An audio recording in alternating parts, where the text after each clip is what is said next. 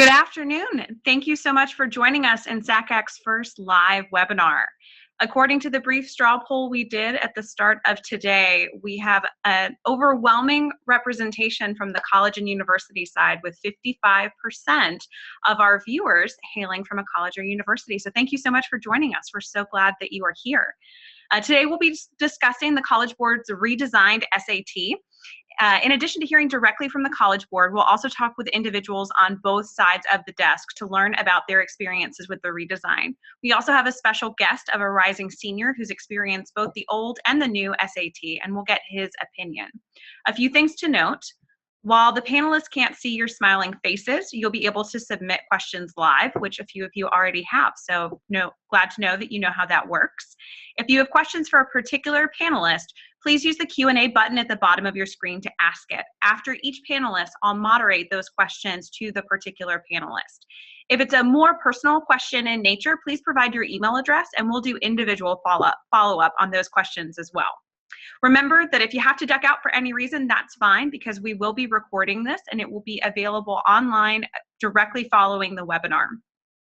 And also, we're excited to just start this professional journey with SACAC. So please bear with us as we learn the kinks of this new system. But let's go ahead and get started. I'm going to introduce our panelists, so they're going to wave at you so you can put some names to faces. First, joining us from the College Board, we have Liz. From Clemson University, Robert. From Berkeley Prep in Florida, Allyson. And from Mount Vernon here in Atlanta, a rising senior, Will. All right, thank you, panelists. So we're going to go ahead and jump right into a conversation directly with Liz from the College Board. So Liz, I will have you take it away. Super, thank you so much. Dave, are you going to put the slides up for us, please? Here we go. If you want to go ahead and go to that next slide, just so I don't have to do that. But I want to thank everybody who's taken the time to come today to hear more about the SAT. I'm going to cover some big picture things. Some is sort of refresher, I think, for what you have been hearing for the past few years and summing things up. I think you're going to get real world day-to-day sort of useful information from Allyson, Robert, and Will. So I'm very glad that they are speaking after I am. This slide that you're seeing right now, the 8 key changes to the SAT, many, probably most of you have seen this. My colleagues and I have been talking about this slide for 26 months, I think. What I just want to say is these days I'll get questions on airplanes or elevators. Gosh, what's really the quick changes for the SAT? I know you all, both colleges and high schools, get that question from students and parents all the time. So I have summed up sort of 3 quick things you can say to a student or parent about the changes and sort of advice for thinking about the test. One is students need to read all the passages incomplete, and that sounds very obvious. We as adults would of course read the passages, but we know there had been advice for the old SAT in the past to sort of read the start, read the end, and you'll be able to sort of figure it out. These new passages, the new questions, read the passage, just read them all. So that's change 1 of my 3. Math is very focused, and bottom line, students need to be very comfortable and remember their algebra and equations in general. They are 65 to 70% of the math test. And then the other part of the test is mostly focused on being able to read data, charts, graphs, basic statistics. So students need to make sure they understand those areas as well. But equations, algebra, very big part of the new SAT. So that's the second change. And then finally, in terms of advice, students just need to answer all of the questions. There is no longer a penalty for wrong answers, so they just need to answer all the questions when they take the new SAT or the PSAT for that matter. So we can go to the next slide. And this is a slide that, again, I imagine that many or most of you all have seen before. And I want to just say a few things about it now that students, high schools, and colleges have all received these 15 scores for everyone who's taken the new SAT thus far. On the college side, my colleagues and I have been saying, the colleges have heard this over and over, bring in all of these 15 scores into your system.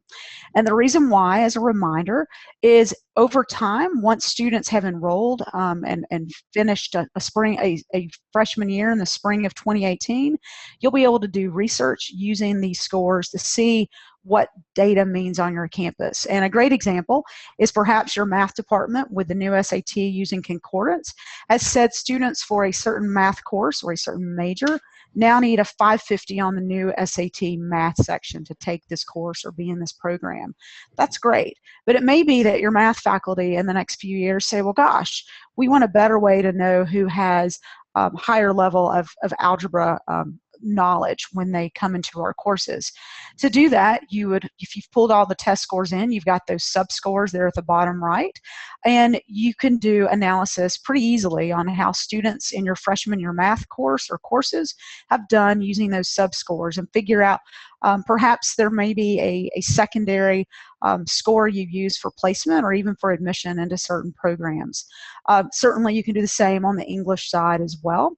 I think today on the high school side, these scores are very applicable for both students and in aggregate at your high school. Certainly if a student walks in your door and says, hey, I got a 500 in math and I really thought I would do better. In the past, you didn't have much to go on other than question by question if it was a disclosed test to understand how a student did. This new test, these new sub-scores, you two can look together and say, well, gosh, your Heart of Algebra score was lower. Let's go to Khan Academy and you can work on your math that way. But very quickly, you can understand the strengths and weaknesses of the subtext of a student's section score on the SAT. And in aggregate, it can help your faculty, your English faculty, your math faculty at the sub-score level. If you haven't already, the person who is in charge of your new portal can go in and give your different faculty rights to be able to run reports, to be able to look at aggregate data for the students at your high school so they can see, well, gosh, here's how our students are doing in expression of ideas or in command of evidence. And that can be very helpful. It can also help your science and social studies faculty if they look at the cross-test scores in aggregate and sort of understand how your students are able to read science or social sciences and text and answer questions. So I think there's a lot of good information that can be used on the high school side today, and colleges can collect information to decide how to best make use. The last thing I'll say on this point is if you've got really specific questions, you can follow up with me and I can get you in touch with the right person on our end, or perhaps just answer the question myself because I know you may have some specific questions that I can help you with later. So we can go on to the next slide. What I did not mention, those 15 scores did not include the essay. The essay, of course, is optional. There are 3 sub-scores for the essay. There is a reading score, an analysis score, and a writing score. The scale is 2 to 8 for each of those 3 scores. The other thing to say that's not on this slide that certainly you high school folks may wonder, well, what colleges are requiring or recommending the essay? It is on our website. We're keeping a list. And so that's your best bet, or certainly contact the college just to make sure if you feel that need. But we can go on to the next slide, Dave. And I want to pause here for just 1 second in terms of talking about benchmarks, and then I'll show you the new ones. Many of you may have noticed in the past that we did have benchmark scores for the old SAT. Some people were thoughtful about them. Some people were not even aware of them, and it's because we didn't talk about them as much in the past. If you go to the next slide, we want to be very open about what are called our college and career readiness benchmarks. There are 2 main things to take away from this slide. The first is that first bullet, which is what is the SAT college and career readiness benchmark in terms of description. It is showing a 75% likelihood of a student achieving at least a C grade in a first semester credit-bearing college course in a related subject. So you may say, well, okay, why might they set it that way? This was input certainly from colleges to sort of come up, and as well as our research information. And when you think about it, if a student makes a C or better in their first semester, let's say English or writing course, or or a freshman year, first semester math course, they're able to move along. You know, they can go to the next class, to the next topic that they need to take. So we decided to set that measurement at the same way a campus would think about a student being ready, the ability to move on. We set the benchmarks at the section level, which is evidence-based reading and writing, and at math. You see the scores below. And what you'll notice is there's a spectrum of grade 8 through grade 11, and then showing the SAT. And they obviously incrementally get higher as the older a student, or the higher the grade. And the other thing to note is most 8th and 9th graders generally will have taken a PSAT 8-9. Some could have taken the PSAT and MSQT, and that's okay if that's what your high school does. But it doesn't matter which test the student took. The 390 for 8th grade for college readiness for evidence-based reading and writing is the same, no matter which PSAT exam they took, or even if they went out and took the new SAT, because all the scores are on a longitudinal scale score, and so a 390 means the same thing on all of the exams.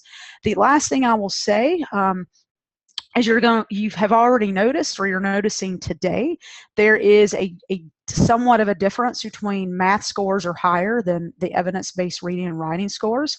The data, we've done a lot of research with this information, so the data is sort of what the data is, but another piece, sort of a real-world way to think about this, and I heard one of my SAT colleagues say this just a week ago, is that if you think about it, math courses are very objective. There's a right answer, a wrong answer, and that can sometimes be more difficult, which means grades may be lower in math. On the other hand, an English course, a writing course freshman year, has more subjectivity, and so that sometimes grades are a little higher on the English side than they are on the math side. Thus the difference in the college and career reading benchmarks, the difference between the two subject area or section areas. So with that said, I am finished, and again, thanks for being online, you all. All right, so does anybody have any questions that they haven't put in on the Q&A yet? If you do for Liz, go ahead and we'll take a second and wait to see if any pop up. And if something comes to mind in the next few minutes as we're going through with different panelists, please continue to put them into the Q&A. And if we can't get to them live in the webinar, like Liz mentioned, if she can't answer your question, she'll get you in touch with the correct person so that we can make sure we get those answered. Liz, would you mind sharing out your contact info? Sure, absolutely. So my email address, I always say it's a little long, but it's very easy. It's McKenzie, EMCKENZIE @collegeboard.org. So McKenzie @collegeboard.org. And my only phone number for work is area code 615-351-7237. So at any point, whether it's today or 3 months from now, feel free to reach out if you've got a question and you don't know who else to call. So Liz, one of the viewers just asked about the subsections. Are they used in the composite score? Can they clarify? Do they mean the sub scores, or do they mean the section scores? Yes, add up to the total score. The sub scores, the one on the 1 to 15 scale, do not add up. Like, don't try to do the math there. That doesn't work. Perfect. Okay. Anything else for Liz?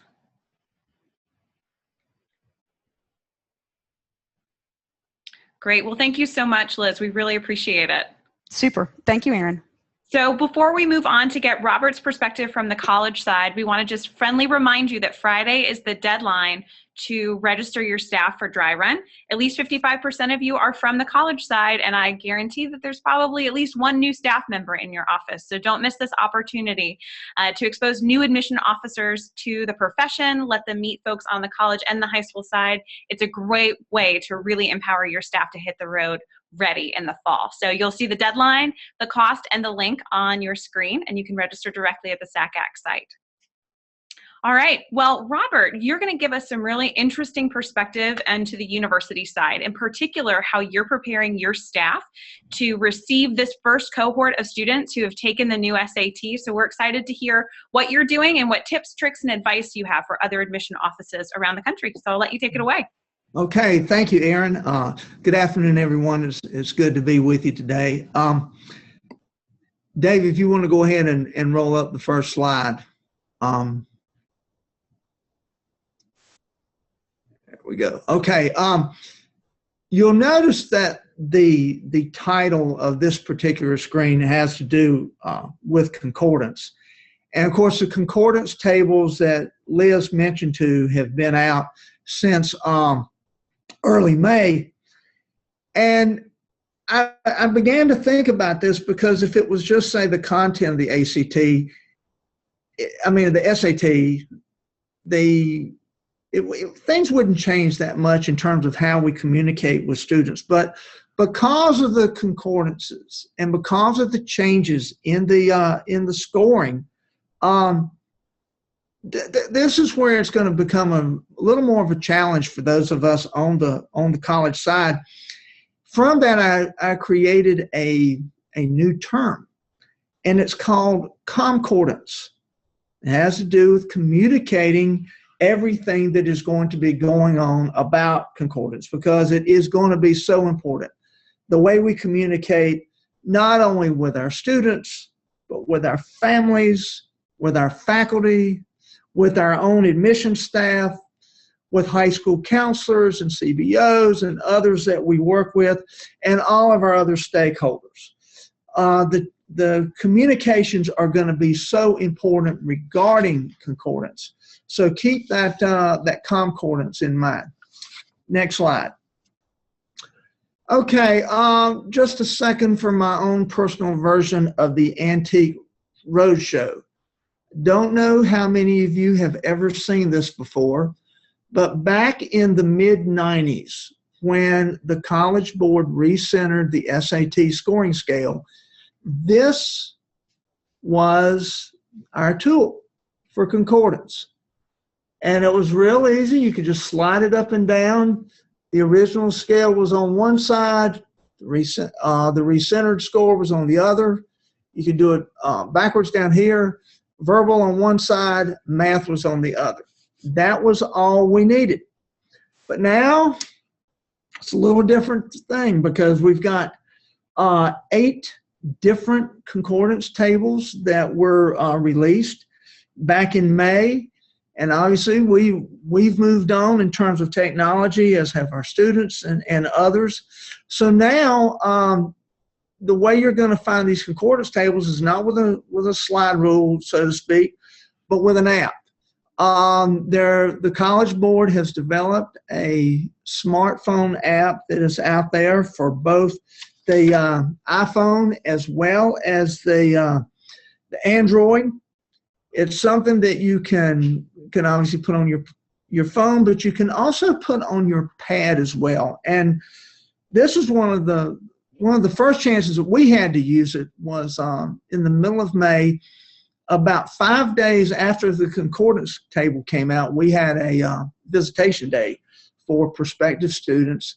And of course, we had our admissions table set up.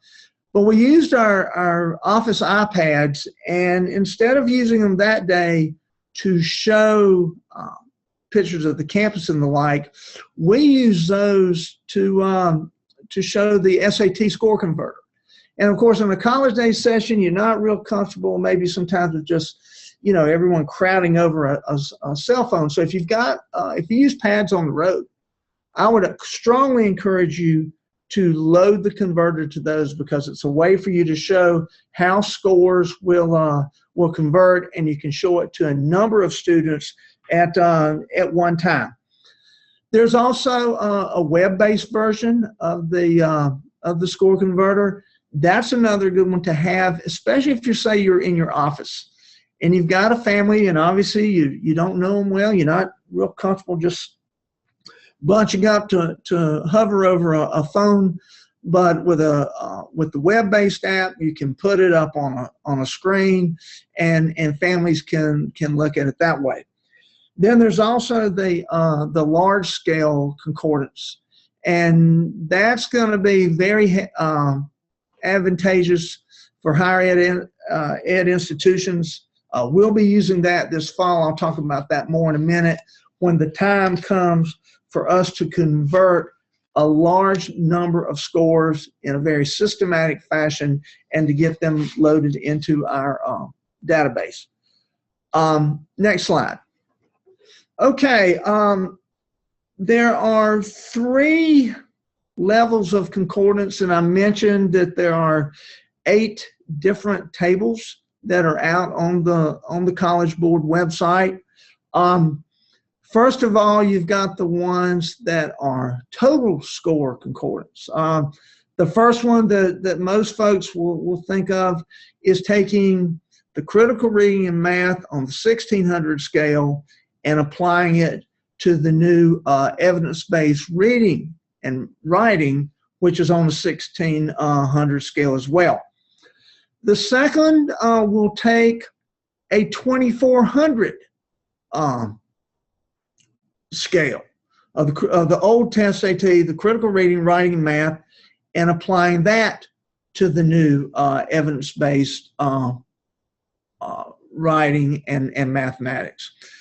The next one is an ACT total score converter that will take an ACT composite and convert it to the new SAT evidence-based writing, evidence-based reading and writing plus the mathematics. Then we have the section concordances. There's one that goes directly mathematics to mathematics. There is one that takes the writing and critical reading sections from the old SAT and will convert them to evidence-based reading and writing. Then we have the one for the writing section that will apply that to the writing and language test on the new SAT. And then there's the critical reading section that can be applied towards the reading test. Then finally, there's another one that takes the ACT English and writing and will apply it towards the new SAT writing and language. But please note that that will just be for ACT English and writing before the fall of 2015. I just saw a question that popped up. If you're looking for the app on your smartphone, it's SAT Score Converter. It doesn't use up much memory, and it'll be easy to use. Okay, let's go to the next slide, Dave. All right, you can think when you're using these concordance tables, and we mentioned there are so many different ones you can use. You got to really think about what you're doing with each individual table and how you're using it. And a lot of that will have to do with your institution. I mentioned earlier there are a couple of total score concordances. There's the one from 1600 to the new scale. There's one from 2400. Well, how are you presenting and who are you presenting to? That can depend upon which concordance table might just fit a certain individual situation. And of course, the timing will come into play as well. I'm going to be doing a presentation for a group of counselors later on this month, and I'm going to do a profile of our entering freshmen. And I'm going to go ahead and use the concordance table and talk with these counselors in terms of the new scores, even though my freshmen didn't take the new test. It'll be important for them to know that as they are working with students. You'll use this in your training. You'll use it with your honors college. You'll use this with your faculty recruiters, your alumni, students, all other workers. Be sure to do a full audit of your website And anywhere that you have SAT scores, make sure that they are reflective of the new scale and the students that you'll be working with next year. Next slide. Okay, let's move on one more. Dave, go ahead. Uh-oh, all right. Somehow we got mixed up on the score, but let me just say a couple of more things about our situation regarding the old and new scores. With our class of 2016, and we've got about 3,700 active files still for the fall, less than 1% provided scores on the new SAT. So, I mean, we could have done it manually if we'd had to, but we were set up in Banner and we were able to go ahead and take those new scores and roll them back to the old scale. What we'll be doing this fall is after the class enrolls and we get all of our reporting done, then we'll apply that large scale concordance tool that I mentioned earlier. We'll roll all of our old scores forward to the new scale and then move forward with our file review and applications for the fall semester. And I hope that helps. If you need to follow up with me, my email address, a little more complicated. It's rbrtbkl@clemson.edu. Appreciate the time, and I'll turn it back to Erin. Great. Thank you so much, Robert. While we're giving our viewers a chance to think of any questions that they might have for you, I will go ahead and let you guys know about a great resource that NACAC tweeted out yesterday. It's a link to information about prior. So they've got documents they put together from the college perspective, what you need to know, from the college counseling perspective, what we need to know, and a document that you can even share with your parents and students about, you know, things that they need to be aware of and to prepare for. So we've got the link up for you if you want to check that out. But the theme of this webinar is changes, and it's a big year for this rising class. They'll be the first to experience prior and the first to be exposed to the redesigned SAT.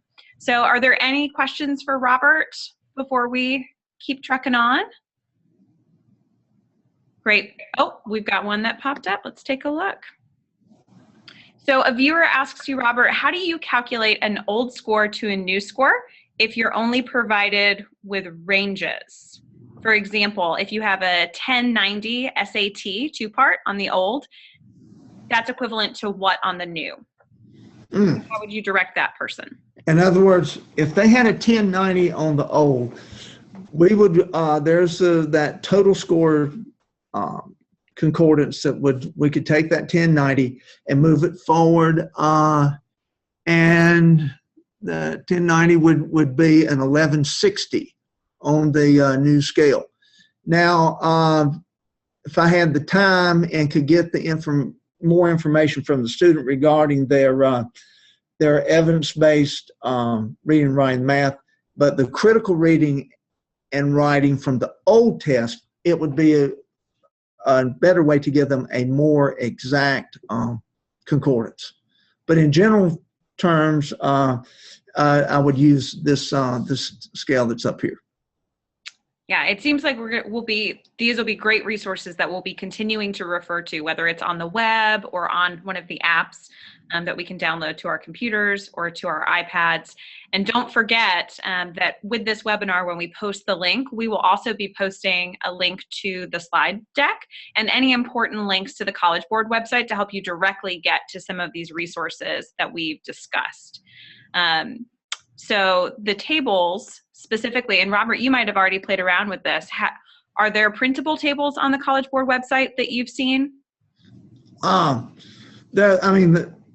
If I understand your question, there are 8 different ones, and they're in an Excel format, so you literally can tab back and forth between the different ones. Mm-hmm. Yep, I know that's what I did. I got that large spreadsheet and I downloaded it directly onto my computer. So I have that and I have the app. So I always have it with me. And the spreadsheet is really well organized with the different tabs. So depending on how you're converting and in which direction, you just change tabs. All right. Well, thank you so much, Robert. Thank you. All right. So now we're going to switch gears a little bit and move on to the high school side and some of the things that as college counselors we may have been addressing with our parents or with our students. So thanks for joining us, Allyson. Hi. I thought we would just get started with you giving our viewers some insight, especially since a large number of them are on the college side. What are you feeling from where you sit? What conversations are you having with students and parents around the redesigned SAT? We obviously knew this was coming, and we've been working with our families to help them prepare, but it's an ongoing process as we get more information and pass it along. I did some quick research yesterday, and of our students in the class of 2017, and we have about 135 of them, about 50% of the class had already taken the March or the May SAT, and I anticipate some others also took June. So a good chunk of our population has already taken the test, and I anticipate they will continue to do so. Historically, our population has tried, and by tried I mean dabbled with both the SAT and the ACT, and more often than not, in the past 5 years or so, they've preferred the ACT and sort of stuck with that. But we're seeing a little bit of both, and I don't know that our students have feelings that are quite as strong about one test versus the other as they've had in the past. And so we'll see what trends change. We did administer the PSAT to our sophomores and juniors in the fall, and following that, we had a good chunk of students who took advantage of the Khan Academy resources. So if Dave, you can pull that slide back up. Next one, please. We encouraged our families to at least take a look at the PSAT results and make the links between Khan Academy, and I know that many of them have. Historically, again, our students and families have utilized some type of test prep, whether that was a formal test prep program or on their own, and so I think this has made it easier for a lot of the families to do so, and I've gotten feedback from some of our students that it's a more efficient use of their time than some of the other options out there because it is personalized. They're not spending time on practice that on topics that they've already mastered, and so that's definitely been a highlight for our students. You can move to the next slide, please. For those of you who aren't aware that the Khan Academy, again, there's been good information about it. It has also seemed very useful. I sometimes think of myself as a bit of a troglodyte, and I was able to navigate it with several families and without too much frustration. So that's available there, and something that our families are using. Some other things that have popped up that we are continuing to think about include, we have traditionally used PSAT results in some degree in our placement decisions as we've looked at moving students into advanced classes for junior and senior year. As the college side is grappling with how to adjust their scales, we are as well. And so I think in addition to the concordance tables, we're going to be tracking this fall and into the next year how well we did with estimating where those new placement decisions are and readjusting our scales. But again, that's something that we are all going to be collectively doing, I think the high school side and the college side moving on. A couple of challenges that we've encountered and that we will be looking for support moving forward with is on the first, obviously students are a little bit anxious to see how the ranges, mid 50% ranges change and get a sense of their realistic chances of admission based on test scores. Obviously, just that being just one part of the admissions process, but it is a measure they have access to, and so they're trying to gauge that. And we're hoping that colleges will continue to be forthcoming and share information as they have it about those ranges. But the other challenge is the Naviance piece, or getting access to historical data that is translated, and that may mean that we move away from Naviance because the scattergrams and that information right now obviously doesn't have historical data based on the new scales, but that is something that will be an ongoing question for us, and again, I anticipate at least for the year to come, we'll be relying much more heavily on data from colleges as opposed to our own historical data because of the difference in scale. Okay. So, Allyson, we had one question from the audience, and Robert might want to chime in with this as well. But what is your plan as a college counselor when you're trying to find that middle 50% to help a student kind of gauge how they're competitive at a college? Where would you go to research that right now with the information of the new SAT? I guess the best method at this point would be to convert the old ranges to the new scale. I think that is probably the cleanest way of doing that conversion and helping students contextualize. Certainly we'll be sharing the concordance tables, and I was jotting down some of the resources that Robert mentioned, so thank you, Robert. But I think that's the best way of getting that information without me doing a lot of erroneous manipulation of data. So perfect. Robert, did you want to chime in? Trying to. Am I on now? You are. Okay. All right. Yeah. I mentioned that I was going to do a presentation for a group of counselors later this summer, and I'm going to use. I'm going to provide a middle 50% based on where we are at this point in the cycle. Obviously, I'm still going to probably lose another 50, 75 students during summer melt, but I should be able to give an approximation knowing where we are and then applying the concordance tables. It'll depend upon a lot on individual colleges and universities and what their reporting calendar is. I think one thing the high school counselors need to be sure to do and encourage their students to do is when they see SAT scores anywhere, to ask that follow-up question, because some schools will do a good job of saying these are projected scores, based upon the new scale, but others will just say SAT for whatever reason. And so if our students, I would be following up, making sure that that they know which scale those posted scores came from. Absolutely. That is great advice. Whenever you're in doubt, just reach out to a college and let them directly answer that question for you. Do we have any other questions from the audience for Allyson?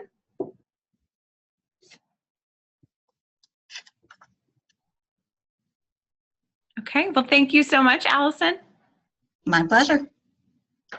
So rounding us out, Will is a rising senior at Mount Vernon and is one of the few of our group. To give you some context, we have about 80 rising seniors. That's about our size. And he's one of the few that has taken both the old SAT and the new SAT. So we wanted to him to share some of his perspective. Hey, Will, thanks for joining us.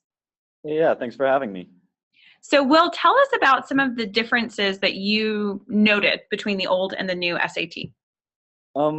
The major difference that I saw between the old and the new was the new, when it came to like math questions, it had more complex questions than the old one, in my opinion.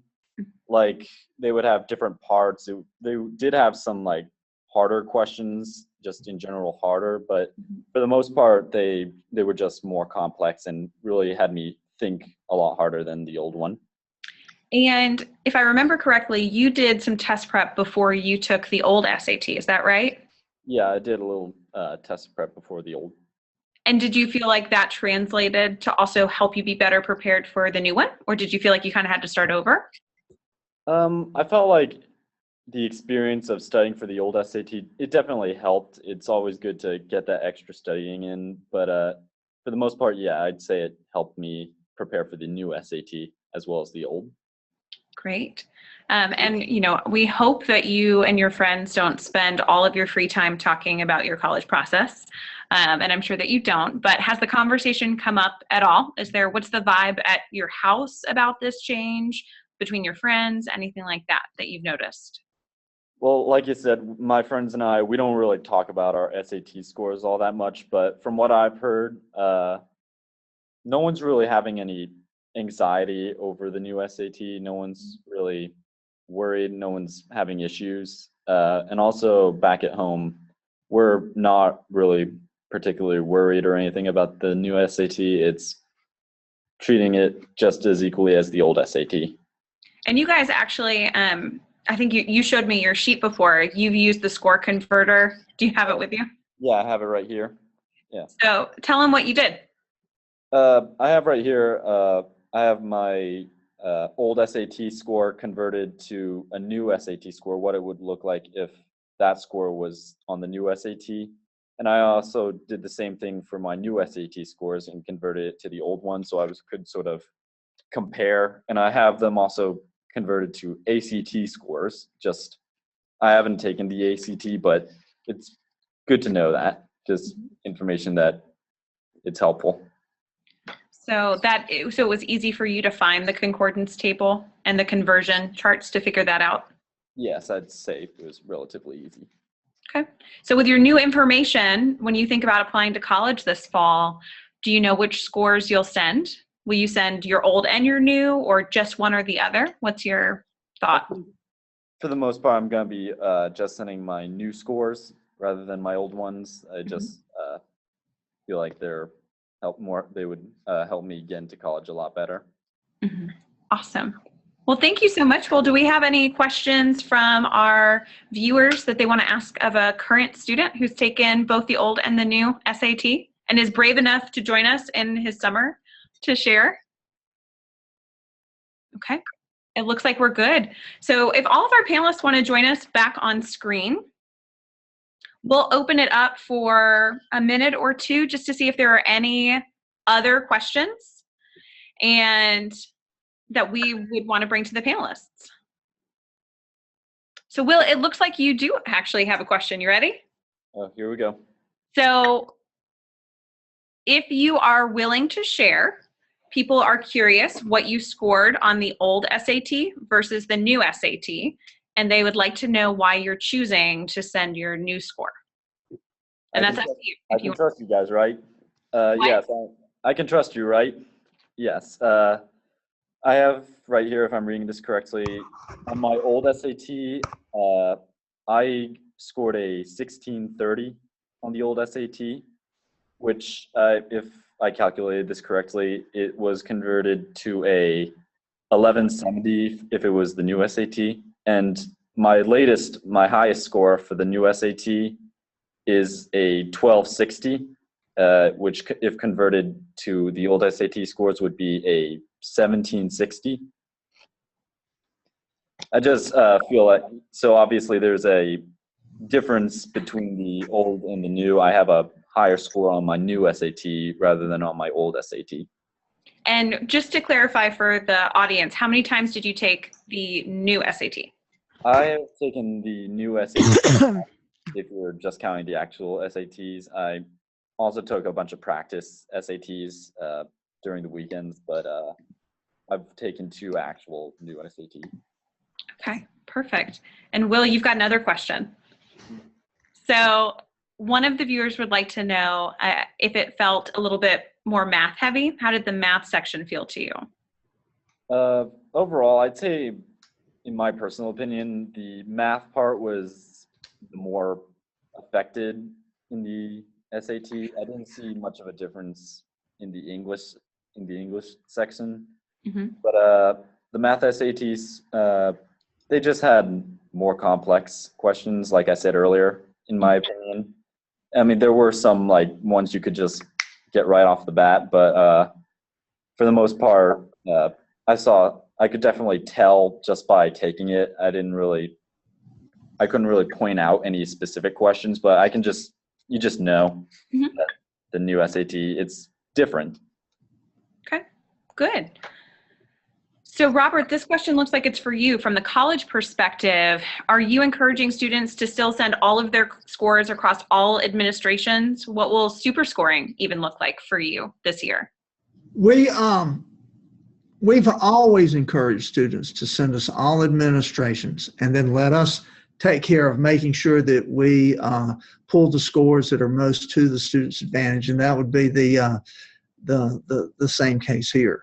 In terms of super scoring, we'll apply the concordance table first, and then we'll take the best evidence-based reading and writing and the best math, and move forward from there. We will not, for admissions purposes, do what they call super duper scoring, just picking from wherever we can to find the highest number. Makes sense. So Liz, would you be able to share with us the link for colleges requiring the essay section that we can post when we post the webinar? Yes, I just was actually emailing that to the chat so you could share with the whole group. So however you would like to proceed, I had to look it up, but yes. Awesome. So you can see Dave's got it pulled up so you can see it on your screen, but we will also make sure that that link is listed when we post the webinar so you have an easy place to go back and reference it. What else? Do we have any other questions for our awesome panelists today?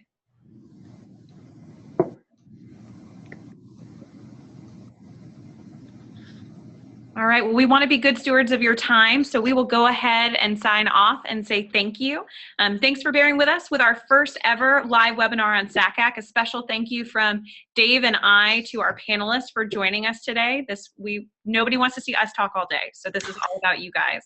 We really, really appreciate it. So thank you so much, and look for this on the professional development section of the SACAC website by the end of business today. So thank you all. Have a wonderful day. Bye. Thanks. Bye. Bye.